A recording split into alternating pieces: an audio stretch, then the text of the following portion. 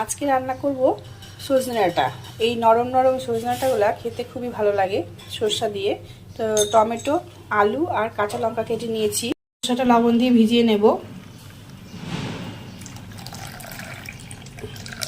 কড়াই বসিয়ে দিয়েছি, তেলও দিয়ে দিয়েছি। তেল গরম হয়ে গেছে। এখন এর মধ্যে কালো জিরা ফোড়ন দেব। দুটো শুকনো লঙ্কা দিয়ে দিলাম ফোড়ন।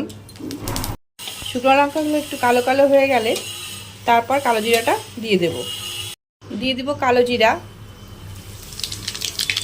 দেব আলু।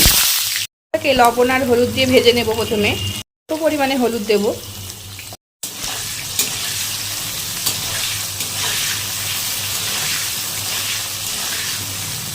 একটা বাটিতে একটু করে হলুদ,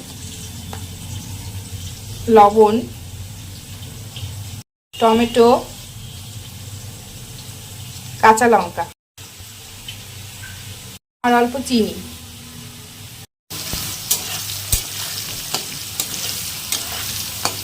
দিয়ে দেবো। এর মধ্যে জল। ভাজা হয়ে গেছে। এখন এর মধ্যে আমি সজনে ডাঁটাগুলো দিয়ে দেবো। দেবো অল্প করে লবণ,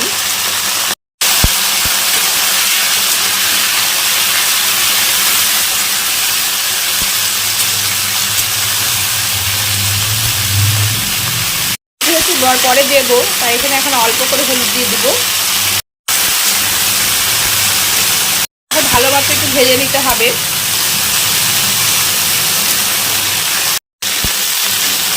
ভাজা হয়ে গেছে, বেশি ভাজবো না।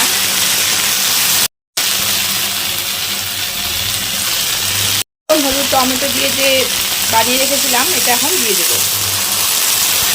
এটাকে ভালো মতো কষাতে হবে।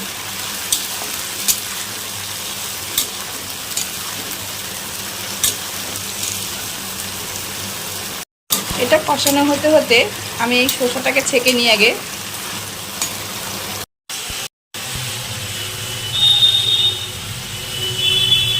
দিয়ে দিব। এখন সরষাটা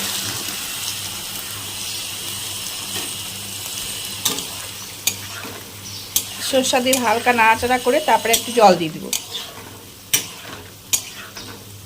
সরষাটা দিয়ে ভালো মতো কষিয়ে নেব।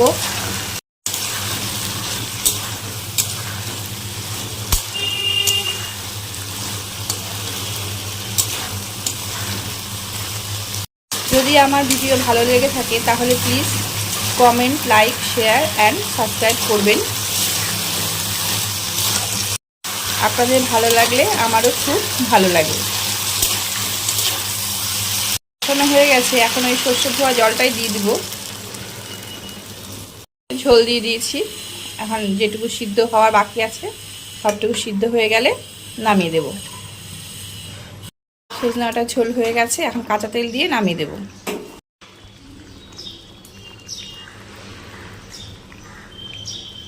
তেল দিয়ে দিয়েছি, হয়ে গেছে। এটা এখন অফ করে দেবো গ্যাসটা।